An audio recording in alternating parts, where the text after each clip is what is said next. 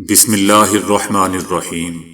السلام علیکم دوستو، دنیا بھر کی خبروں میں آج آپ سنیں گے، لیکن اس سے پہلے اگر ہو سکے تو لائک اور سبسکرائب کا بٹن ضرور دبا لیں۔ شکریہ۔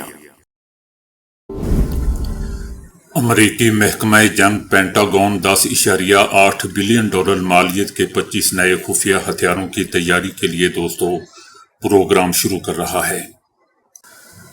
ان طاقتور تیز رفتار دور مار ہتھیاروں کی تیاری کا مقصد چائنا کے مقابلے میں میدان میں باقی رہنے کی صلاحیت میں اضافہ کرنا ہے۔ یہ پروگرام بحر الکاہل میں چائنا کے بڑھتے ہوئے اثر و رسوخ کا مقابلہ کرنے کے لیے ڈیزائن کیے جا رہے ہیں، تاکہ امریکی افواج مستقبل میں کسی تنازع کی صورت میں تیز رفتار حملوں کے ذریعے دشمن کو کچل سکیں یا مقابلہ کر سکیں۔ ایران کا کہنا ہے کہ ایران پر پابندیوں کی قیمت فرانس، برطانیہ اور جرمنی کو بھی ادا کرنی ہوگی۔ ایران کا کہنا ہے کہ برطانیہ، فرانس اور جرمنی کو ہم خبردار کرتے ہیں کہ اگر جاری کوششوں کے باوجود اقوام متحدہ سیکیورٹی کونسل کی جانب سے پابندی لگی تو اس کا ناقابل تلافی نقصان ہوگا۔ ایران کا کہنا ہے کہ ایران کے خلاف سنیپ بیک طریقہ کار متحرک کرنے کے لیے کوئی بنیاد نہیں ہے۔ ایران کا یہ بھی کہنا ہے کہ 3 بڑے یورپی ممالک کا المیہ یہ ہے کہ اگر اس طریقہ کار کو اختیار کریں گے تو وہ سب کچھ کھو دیں گے۔ ایران کا کہنا ہے کہ اگر ایران کے خلاف پابندیاں لگائی گئیں تو ایران کے پاس ایٹمی عدم پھیلاؤ معاہدے سے دستبردار ہونے کا اختیار حاصل ہے۔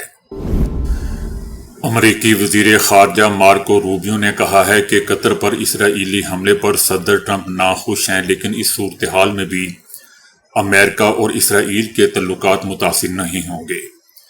دوستو، یہ کوئی کہنے کی بات ہے، اور یہ تو بات ہی نہیں ہے کہ اسرائیل اور امریکہ کے تعلقات متاثر کا لفظ تو ویسے ہی زندگی سے نکال دیں کہ ان دونوں کے تعلقات کبھی متاثر بھی ہو سکتے ہیں، کیونکہ بیسیکلی اسرائیل کا تو یہاں وجود ہی نہیں ہے، سرے سے نہیں ہے، بلکہ یہاں امریکہ ہی بیٹھا ہوا ہے۔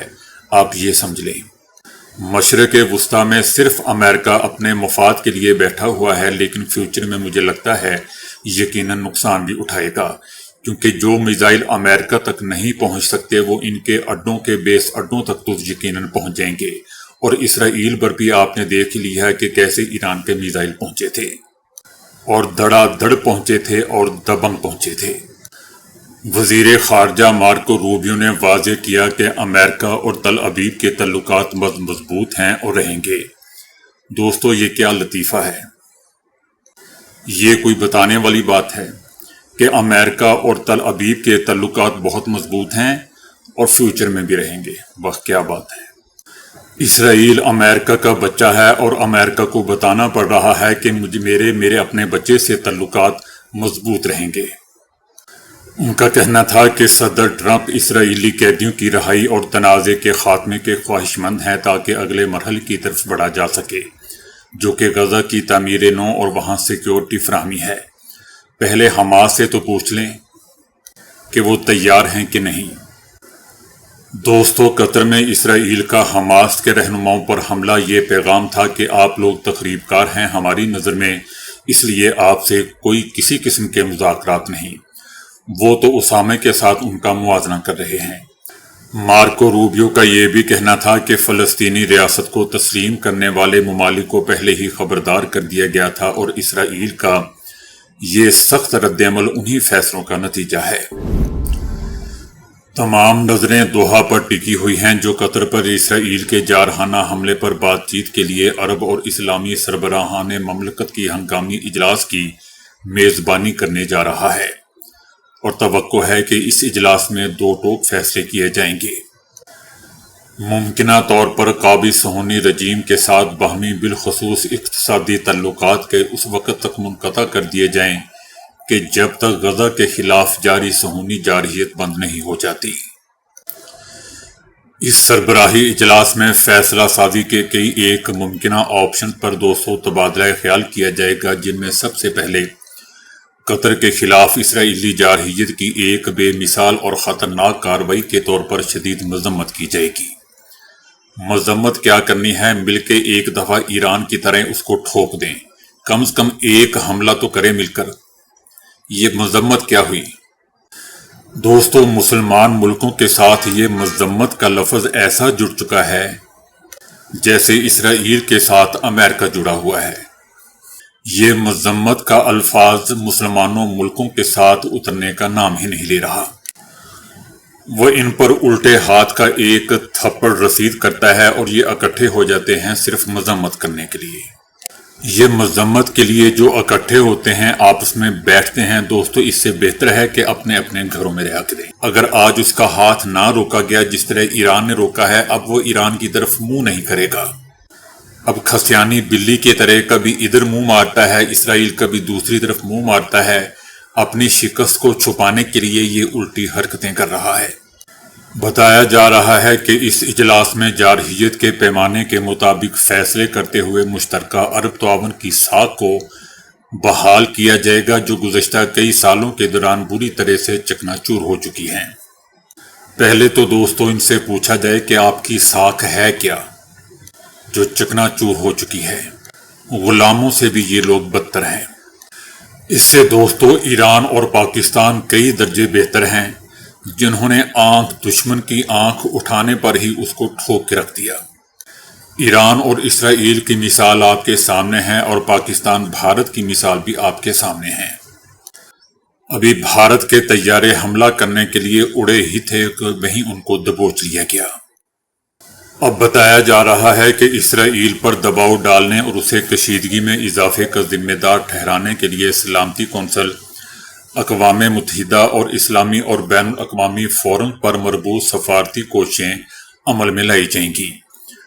اور سب سے بڑی بات یہ کہ اقتصادی اور میڈیا اقدامات بھی اٹھائے جائیں گے کہ جن میں جارحیت کی قیمت کو بڑھانے کے لیے اسرائیل کے ساتھ استوار دو طرفہ تعلقات کو منقطع کرنا بھی شامل ہوگا۔ اقتصادیات کے بارے میں دوستو یہ کیا قدم اٹھائیں گے؟ اقتصادیات کے بارے میں یہ تو پہلے ہی ان کے مرہون منت ہیں۔ صدر ٹرمپ نے روس پر بڑی پابندیاں لگانے کو نیٹو ممالک کی رضامندی سے مشروط کر دیا ہے۔ صدر ٹرمپ نے نیٹو ممالک کو ایک خط لکھا ہے جس میں ان پر زور دیا گیا ہے کہ وہ روس سے تیل کی خریداری بند کریں اور روس پر بڑی اقتصادی پابندیاں عائد کریں تاکہ یوکرین میں جاری جنگ کو ختم کیا جا سکے۔ صدر ٹرمپ کا کہنا ہے کہ میں روس پر بڑی پابندیاں لگانے کو تیار ہوں، لیکن یہ تب ممکن ہوگا جب تمام نیٹو ممالک متفق ہوں گے اور روسی تیل کی خریداری کا مکمل طور پر بائیکاٹ کریں گے۔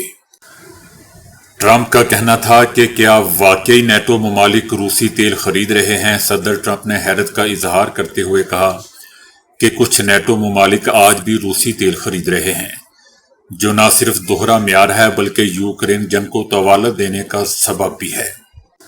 انہوں نے نیٹو ممالک کو مخاطب کرتے ہوئے کہا کہ میں تیار ہوں، بس آپ بتائیں کہ آپ کب تیار ہوں گے۔ صدر ٹرمپ نے دوستو نہ صرف روس بلکہ اس کے معاشی حمایتی ملک چائنا کو بھی تنقید کا نشانہ بنایا۔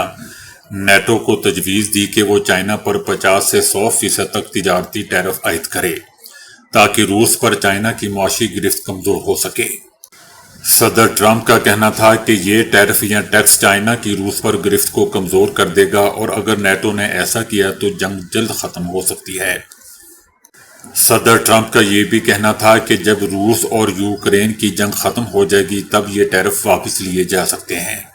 یاد رہے دوستو کہ صدر ٹرمپ پہلے ہی بھارت پر 25% یعنی ٹوٹل 50% اضافی ٹیرف عائد کر چکے ہیں، کیونکہ بھارت روسی تیل کی خریداری جاری رکھے ہوئے ہے۔ تاہم چائنا پر تاحال ایسی کوئی اقتصادی کارروائی نہیں کی گئی۔ اگر آپ تیار نہیں ہیں تو آپ میرا وقت اور امریکہ کا پیسہ ضائع کر رہے ہیں، ایسا دوستو صدر ٹرمپ نے نیٹو ممالک کو پیغام دے دیا ہے۔ صدر ٹرمپ نے اپنے پیغام کے اختتام پر سخت لہجہ اپناتے ہوئے کہا کہ اگر نیٹو ممالک روس کے خلاف متحد نہیں ہوتے تو یہ میرا وقت اور امریکہ کا سرمایہ ضائع کرنے کے برابر ہوگا۔ غزہ کی پٹی میں بسنے والا دوستو ایک کم سن فلسطینی بچہ البرار رجب، جو کہ جس کا والد گزشتہ سال ہی اسرائیلی بمباری میں شہید ہو گیا تھا، پورا قرآن کریم حفظ کرنے میں کامیاب ہو گیا۔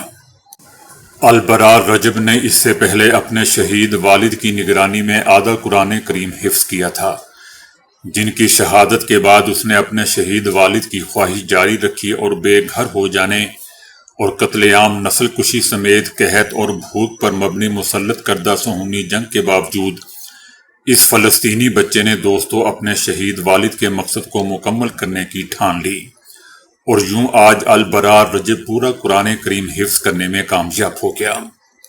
سوشل میڈیا پر جاری ایک ویڈیو کلپ میں دکھایا گیا ہے کہ متعدد فلسطینی خاندان غاصب صہیونی رجیم کی جانب سے کثیر المنزلہ فلسطینی عمارتوں کے منظم انہدامی سلسلے کے باوجود البرار رجب کے ختم قرآن کی سادہ سی تقریب میں شرکت کے لیے ایک تباہ شدہ عمارت میں جمع ہیں۔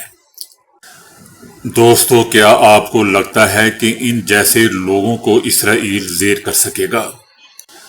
مجھے تو غزہ پر اسرائیل کا حملہ اسرائیل کے خاتمے کا دوستو ایک بہانہ لگتا ہے۔ معرکہ حق میں ذلت امیز شکست کے بعد دوستو بھارت جنگی ساز و سامان کے جعلی ماڈلز بنانے پر مجبور ہو چکا ہے۔ بھارت پاکستان کی عسکری صلاحیتوں خصوصاً اہداف کو درستگی سے نشانہ بنانے کی صلاحیت سے شدید خوفزدہ ہے۔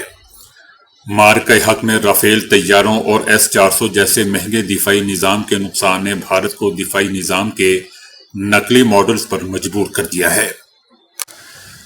یہ جعلی ماڈل جدید لڑاکا طیاروں اور فضائی دفاعی نظام خصوصاً S-400 کی نقل پر مبنی ہوں گے۔ ان جعلی ماڈلز کا مقصد اصل جنگی ساز و سامان کی تباہی کی صورت میں جعلی ماڈل کی تباہی کا بیانیہ بنانا ہے۔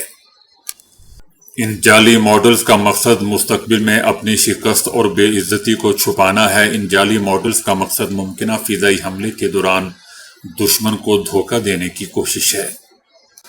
بھارتی فضائیہ کی طرف سے دوستو نقلی ماڈلز کی خریداری اس اعتراف کے مترادف ہے، یہ اس بات کا ثبوت ہے کہ وہ اپنے اصل اثاثوں کو پاکستانی حملوں سے بچا نہیں سکتی۔ بھارتی فضائیہ کی نااہلی آپریشن سندور میں بھارت کے لیے عالمی سطح پر رسوائی کی علامت بن چکا ہے۔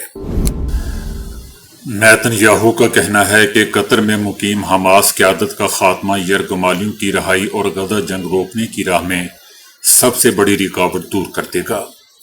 نیتن یاہو نے یہ الزام بھی لگایا کہ قطر میں حماس قیادت نے غزہ معاہدے میں رکاوٹیں ڈالی۔